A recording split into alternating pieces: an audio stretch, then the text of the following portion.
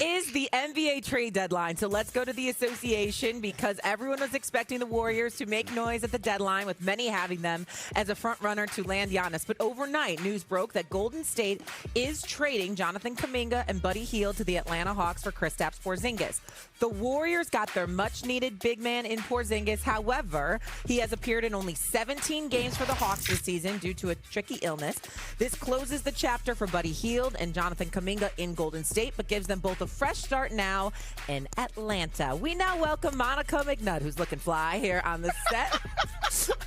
and Brian Windhorse is going to join us here as well. Good morning, Wendy. Look, RC, I'm cold. I got a short haircut. I run cold like I'm cold. So here's my hat and here's my look. This is not Chicago in NFL playoffs. Don't worry, I wouldn't 8-degree weather. I wouldn't Monica. have on this hat in Chicago because you can actually get nice little breeze up under the ears. I'd have on a different hat, so we're good.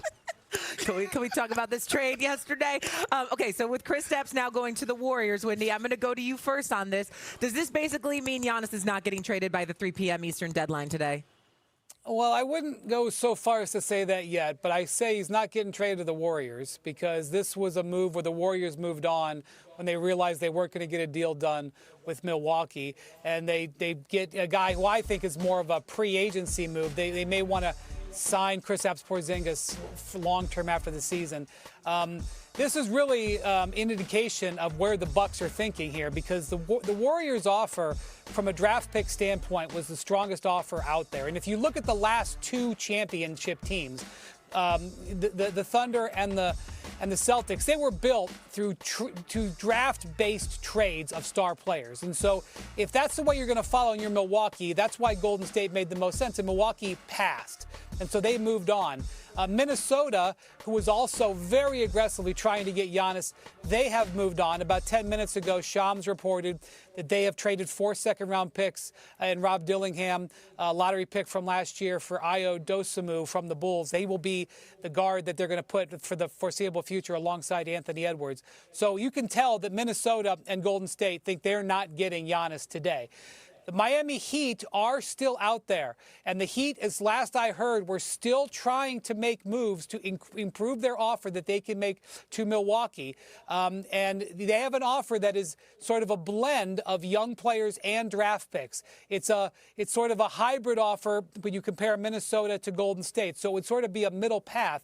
That said, the Heat can make a better offer, a more draft pick-rich offer later this summer. So teams in the league right now believe it is most likely that Giannis stays put. But Miami is still there, and I want to point out that I will never put anything past Andy Ellisberg, their GM, and the aggression of Pat Riley. So keep an eye with Miami.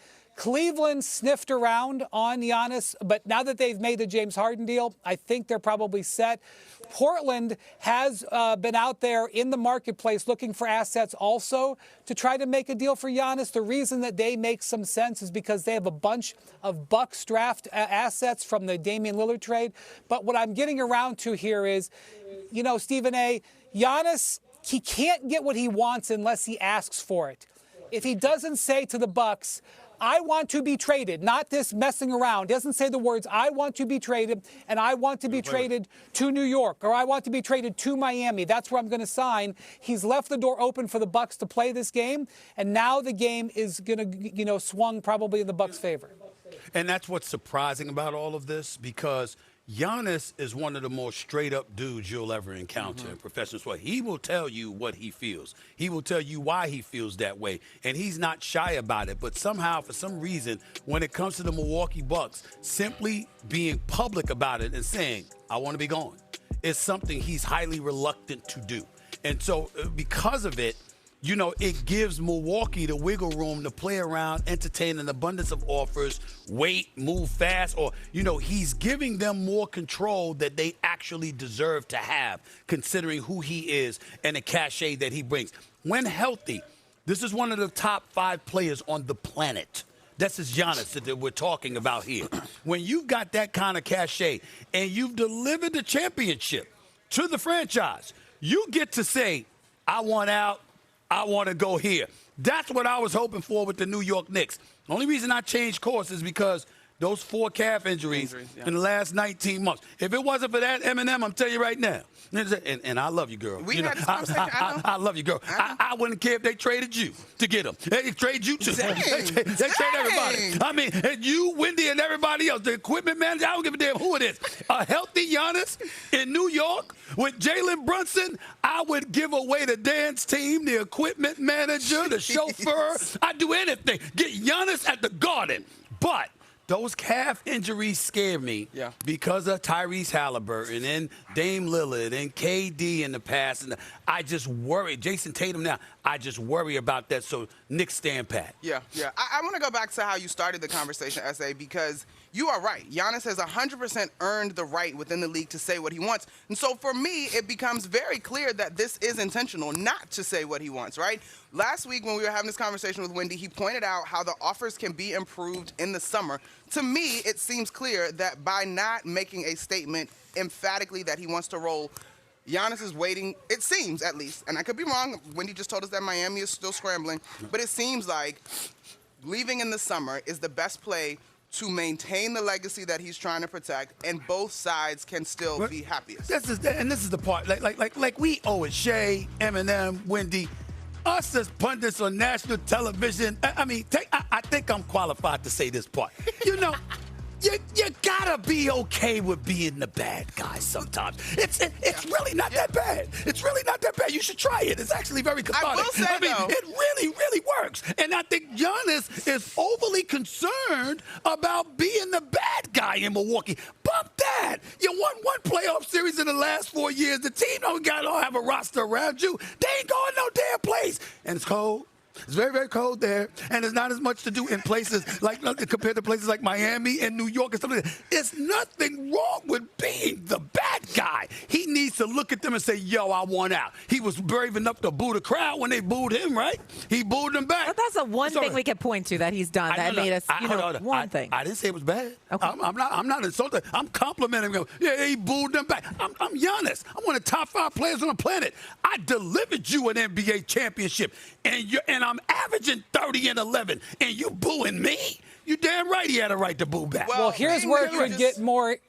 Here's where it could get more interesting. Okay, and again, I want to underscore, I'm not putting anything past Andy Ellisberg, Pat Riley, the Miami Heat. That's right. Giannis could be on the Heat by 3 o'clock, but if he's not, okay, what I suspect is going to happen is that the Bucks are going to deactivate Giannis and not play him the rest of the season, or very close to not the rest of the season, because their future now is highly dependent on their draft pick and Giannis avoiding injury, and they've got to protect those legs. And so I want to know how Giannis is going to feel about potentially being shut down for the season, not only not traded, but maybe being shut down for the season, because that's the tactically correct move for the Bucks going forward. He shouldn't care. Go ahead, He should want that. He should want that. Right? Like, this is about He likes to play. I don't think he'll want that. Yeah. But, Wendy, if you've, as subtly as possible, you've made it clear that you want out, right? The best way for you to get out and get to a place where your value is highest is going to be to rest. Right. Yeah, we don't need him getting any further. I know we got to go really to commercial break, but put the camera on me, please. I just think it's important to say this to America.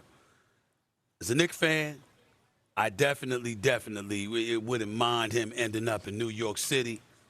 But Giannis, if you end up in Miami, there are worse places to go.